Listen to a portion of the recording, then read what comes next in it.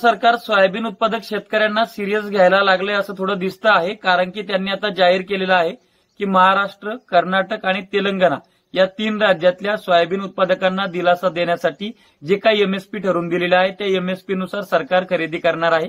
हा नेमका सगळा प्रकार काय आहे, ही खरेदी कोणत्या एजन्सी मार्फत होणार आहे आणि नेमकी कधी होणार आहे, याचा शेतकऱ्यांना फायदा होणार, तोटा होणार, शेतकऱ्यांना ही खरेदी हवी आहे किंवा भाव हवाय, याच्यावर मी पुढच्या 2-3 मिनिटांमध्ये थोडक्यात बोलणार आहे। नमस्कार, मी ज्ञानेश्वर खरात पाटील। आता एक मुद्दा लक्षामध्ये घ्या की शेतकऱ्यांना काय हवंय, तर त्याला किमान 6,000 रुपये भाव हवा आहे। मध्य प्रदेशमधनं या आंदोलनाला सुरुवात झाली। महाराष्ट्रामध्ये सुद्धा सोयाबीनचं आंदोलन त्या ठिकाणी चिघळतं आहे आणि विशेष म्हणजे आंदोलनापेक्षा किंवा आंदोलनकर्त्यापेक्षा शेतकऱ्यांच्या मनामध्ये खूप रोष आहे की 4,000 रुपये प्रति क्विंटल सोयाबीनला भाव मिळतो आहे। एका एकरामध्ये 5 क्विंटल सोयाबीन होतं आहे। सोयाबीनला उत्पादन खर्च 25,000 रुपये येतो आहे आणि त्याच्यापासून मिळणार हे 20,000 रुपये आहेत। 5,000 रुपये तोट्यामध्ये जाऊन शेती करावं लागत आहे।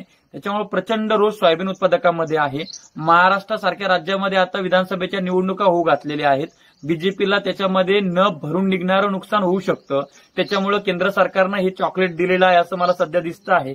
त्याच्यामध्ये आपल्या 2 संस्था आहेत, एक म्हणजे नाफेड एजन्सी आणि दुसरी म्हणजे एनसीसीएफ। ह्या 2 एजन्सींकडनं आपलं जे काय आहे मूल्य समर्थन योजना TSS आपण ज्याला म्हणतो, याच्या माध्यमातून ती खरेदी होणार आहे आणि ती एमएसपीवर, एमएसपी म्हणजे काय, मिनिमम सपोर्ट प्राइस, किमान आधारभूत किंमत, जी की केंद्र सरकार खरीपाच्या पिकाच्या आधी ठरवून देत असतं। यावर्षी सोयाबीनला ती 4,892 रुपये इतकी ठरवून दिलेली आहे। म्हणजेच त्याप्रमाणे सरकार सोयाबीन खरेदी करणार आहे। आता त्याच्यामध्ये विषय असा होतो की नाफेडचा किंवा या एनसीसीएफचा जो काय आपल्याला अनुभव आहे हा खूप विचित्र आहे। शेतकऱ्यांना आता सोयाबीन घाला, त्याच्यानंतर कधीतरी ते खात्यात पैसे टाकणार, खूप हेक्टिक होते, शेतकऱ्यांना गरज असते। त्याच्यामुळे छोटा शेतकरी, अल्पभूधारक शेतकरी याच्यामध्ये भरडला जातो। त्याला मार्केटला सोयाबीन विकावं लागतं आणि मार्केटला सोयाबीन विकल्यानंतर त्याच्या ठिकाणी मॉइश्चर, एक्सपायर्ड गोष्टी दाखवून, जागतिक बाजारपेठ पडलेले दाखवून त्या ठिकाणी 4,038-3500 रुपये सोयाबीन विकल्या जाणार आहे। याच्यामध्ये सामान्य शेतकऱ्याचा मोठ्या प्रमाणामध्ये तोटा होणार आहे।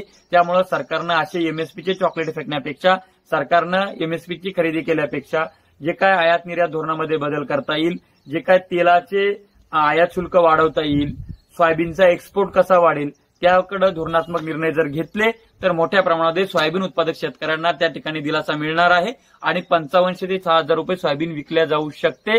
परंतु सरकारची ती मानसिकता पाहिजे, सरकारनं त्या दृष्टीनं प्रयत्न करणं गरजेचे आहे। सरकारनं त्या दृष्टीनं प्रयत्न केले नाही तर महाराष्ट्रामध्ये बीजेपीचे दिवस वाईट आल्याशिवाय राहणार नाही, हे तर कोणीही सांगेल। त्यामुळे या व्हिडिओचं ब्रेकिंग हे होतं की महाराष्ट्र, तेलंगणा, कर्नाटक या राज्यामध्ये नाफेड किंवा एनसीसीएफ याच्या मार्फत सरकार खरेदी करणार आहे आणि जो काय हमी भाव आहे तो 4,892 रुपये या भावाने सरकार हमी भाव करणार आहे। पण त्याच्या अडचणी तुम्हाला सगळ्या माहिती आहे, ते तुम्ही जगता, तुम्ही भोगता, तुम्ही फेस करता।